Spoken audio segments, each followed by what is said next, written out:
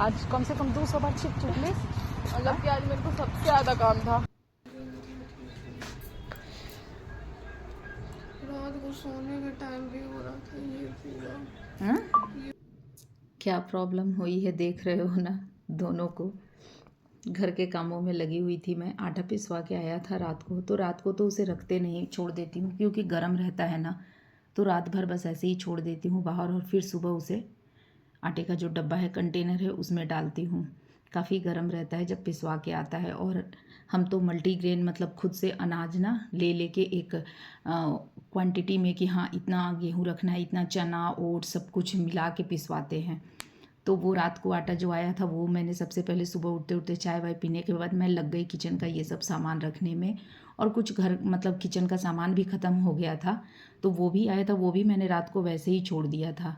क्योंकि अभी जैसे आपने देखा ना, बड़ी वाली बेटी की तबीयत से मैं परेशान थी, तो मुझे शाम में मन ही नहीं किया कुछ भी रखने का। मैंने सब वैसे ही रखा था कि चलो इसे सुबह रखेंगे। और नेक्स्ट डे की मैंने डॉक्टर की अपॉइंटमेंट ले ली थी, उसको दिखाने के लिए लेके जाना था। तो ये सारा सबसे पहले सुबह उठते ही मैं किचन का निपटा रही थी कि जल्दी जल्दी ये कर लूँ, उसके बाद उसे लेके जाऊँगी। और मोस्टली किचन के सामान में क्या है आप देखोगे ना, तो राशन पानी का सामान है जो वो कम ही लगता है किसी के घर में। मुझे ऐसा लगता है ना कि दाल रोटी और इन सब चीज़ों का खर्चा कम है, उससे ज़्यादा तो बिस्किट नमकीन और मतलब ये जो चीज़ें हैं ना जिसको अकड़म पकड़म कह लो आलतू फालतू की, वो ज़्यादा खर्च होती हैं। कई वैरायटी की बिस्किट नमकीन इन्हीं सब में ज़्यादा लगता है, यही जल्दी ख़त्म होता है। चावल दाल आटा ये जल्दी ख़त्म नहीं होता है। तो बस वही सारा मतलब खोल खोल के बस पैक कर रही थी। और बिस्किट वैरायटी वैरायटी का पतिदेव लेके आए थे, तो ओट्स बिस्किट, भाई जिनके घर में डायबिटिक है ना उनको तो और भी है सोच समझ के लेना है।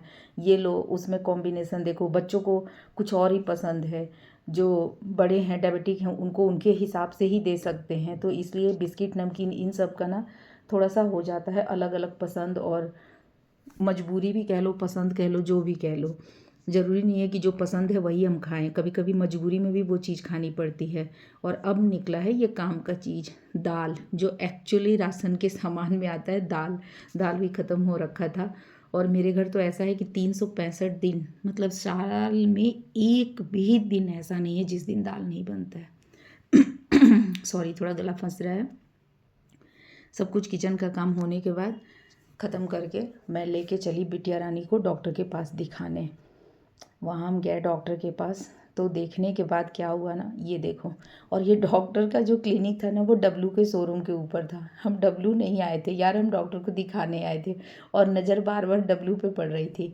फिर डॉक्टर ने कुछ टेस्ट लिखे, तो वहीं पे बगल में ही मैक्स लैब था, उसमें मैंने इसको बोला कि जा चार्जेस पता करके आ कि क्या चार्जेस है, फिर हम अभी ही दे देंगे और मतलब तुरंत टेस्ट हो जाएगा। फिर वो पता करके आई और मैं बैठ के क्रॉस चेक कर रही थी कि लाल पैथ लैब में क्या चार्जेस हैं। तो यार लाल पैथ तो इससे भी मतलब मैक्स लैब से कंपेयर करने पे और महंगा बता रहे थे। फिर मैंने बोला कि चलो फिर यहीं दे देते हैं। तुरंत हम चले गए ब्लड टेस्ट देने के लिए।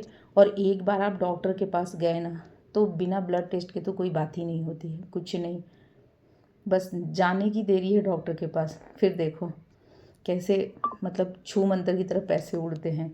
जो ब्लड टेस्ट डॉक्टर ने लिखा था वो हमने दे दिया। और प्रॉब्लम क्या थी, इसे ना इतनी छींक आ रही थी, इसे इतनी छींक आ रही थी सुबह से कि पूछो मत। मतलब एकदम परेशान हो गई थी, इसके सर में दर्द हो गया था, आंखों से पानी आ रहा था पूरा। और ये प्रॉब्लम लगभग इसको 1 साल से ऊपर हो गया, और कम से कम 5 से 6 डॉक्टर मैं बदल चुकी।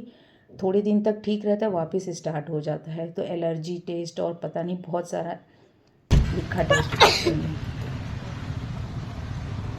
आज कम से कम 200 बार छिप चुकी। मतलब कि आज मेरे को सबसे ज़्यादा काम था। और फिर जो एक्सरे लिखा था ना, फिर हम वो एक्सरे कराने चले गए। इसका एक्सरे भी हुआ। फ़िलहाल डॉक्टर इसका रिपोर्ट देख चुकी हैं और इसकी मेडिसिन स्टार्ट हो चुकी है। फिर घर जब मैं आई ना, एक तो सुबह से किचन का काम कर कर के और फिर डॉक्टर के पास घूमो टेस्ट करवाओ वो करके, इतने सर मेरे सर में दर्द हो गया।